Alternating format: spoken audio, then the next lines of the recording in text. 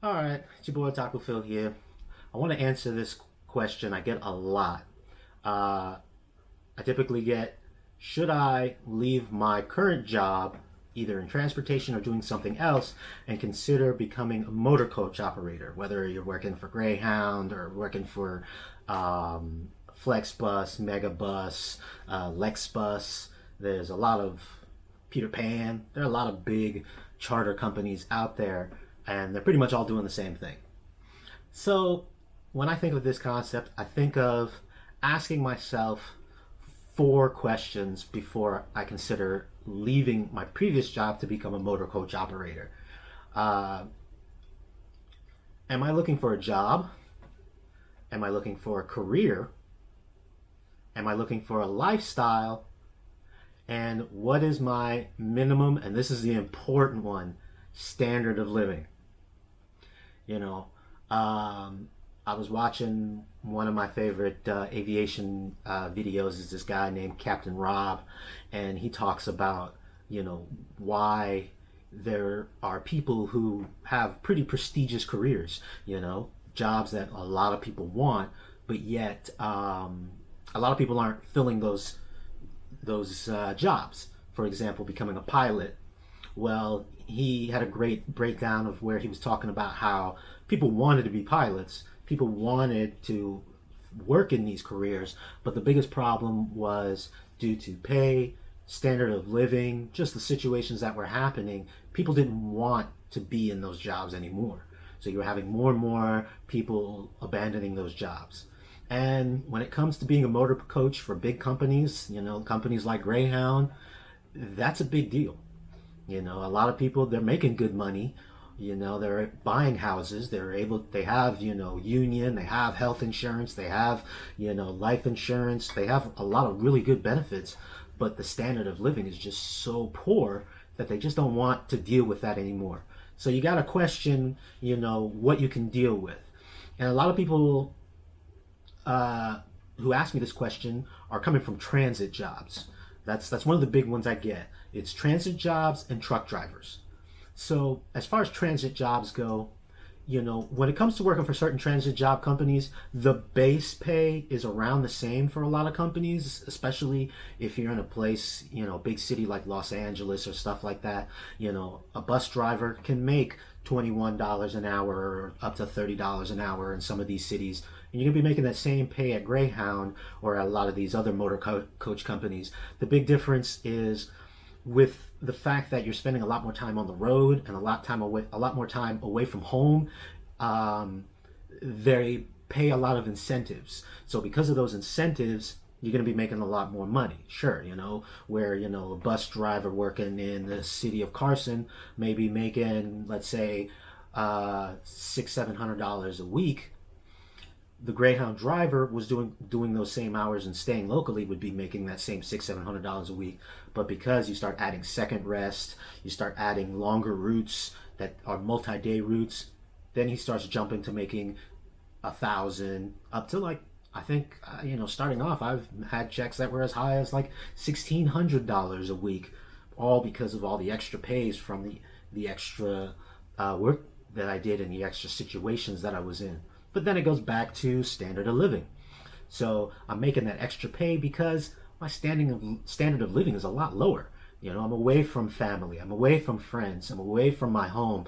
I'm spending long hours on the road, long stressful days with, just stressful people and, miserable people. People who are spending, I may be dealing with somebody going from Los Angeles to Vegas, but that same person may have been on the bus for freaking 3-4 days. They're miserable. They're tired, they're miserable, and sometimes they take that out on you. You're the driver, and here's a person who's been on the bus for 3 days, and you pick up the bus because the previous driver called in sick at the last minute, and now they're 3 hours late. You're the one who's going to be dealing with that. So think about your standard of living. Now, as far as city bus drivers go, like I said, you also have to consider that with driving local buses versus being a motor coach operator, local buses, you get a lot more breaks. You may drive for an hour or so and then get a break. Where on a motor coach, you could drive for like 4 or 5 hours before you'll get a break. And then even then, during that 4 or 5 hour minute, you may just get like 30 freaking minutes, and you still gotta look for the bus. You still have to look after the bus. You still gotta freaking wrangle all these passengers up and make sure you're not leaving people. Making sure bags are being loaded, unloaded, whatever. So it's a lot of little work. The driving's the easy part. It's everything else you got to deal with. As far as truckers, I get a lot of people who are truckers and they say, oh, they're burnt out from trucking, so they're interested in going to a charter company and I tell them, I say, look at it this way: working for a charter company or being a motor coach operator is the same thing as being a long haul trucker, but the added stress of dealing with people, luggage, tickets, routes, bad drivers. Because if you think freaking people are bad around trucks, they are worse around buses, because buses are slow. People for some reason think buses drive like cars. They cut us off all the freaking time, where everybody knows trucks are dangerous. People don't think buses are that dangerous, so they don't give as much consideration when doing stuff like cutting them off and doing stuff like that all the time.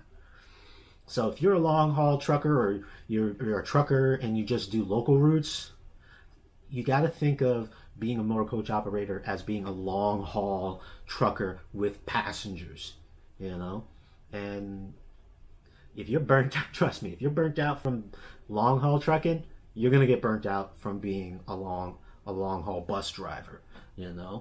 At least from what I've heard is when you're a long haul trucker, you actually get more downtime than your average charter bus driver does.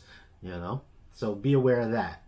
Now, if you are interested this is your first major career, then, or let me go back to what I was talking about with the questions. So the first question is a job. If you're looking for a job, and meaning that you're looking for something to just pay the bills, get home, and do something else.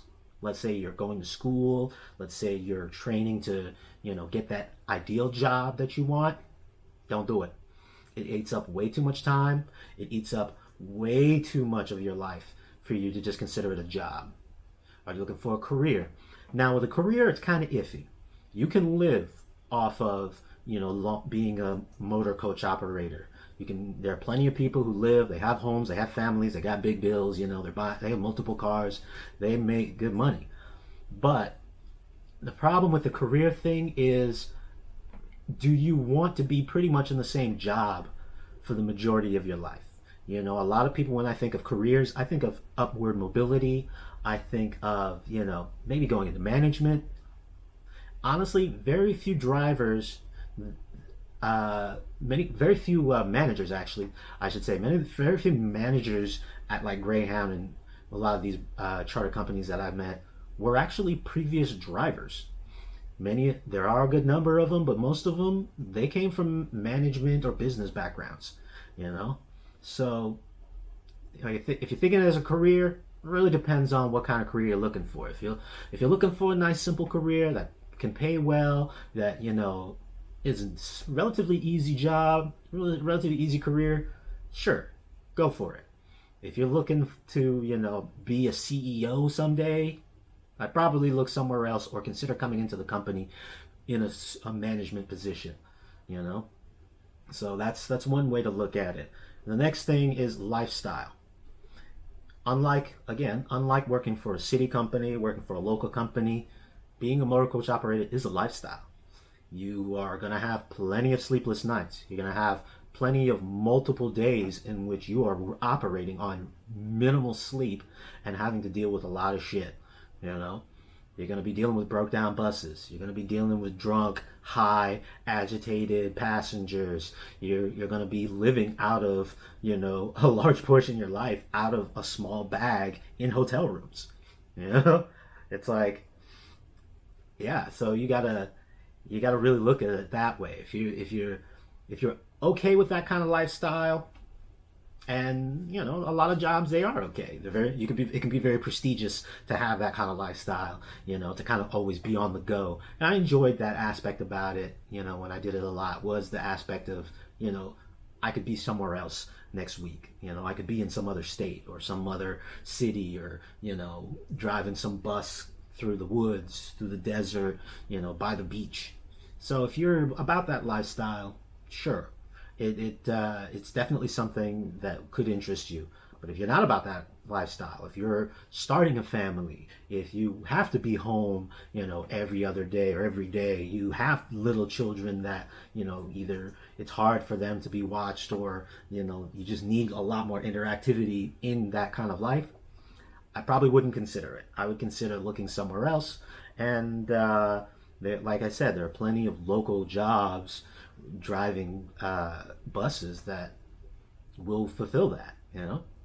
There, it's it's there's something very fulfilling and very nice about being home every day, and just knowing that you don't have to work tomorrow because you have those set days off every week, every month, every year. With most large charter companies, you don't get that until you've gained some seniority. So just keep that in mind. I'm not saying don't do it, but just be aware of the situation, because a lot of people, they get into it and they quit within their first couple months because they realize that they don't want to be about that life. So if you guys have any more questions, I'm gonna try and answer them. Post your comments. If you're living that life now, let me know how it's going. If you live in another life and you're interested, feel free to ask me any questions, and I'll try to answer when I get the chance. I'll talk to you guys later.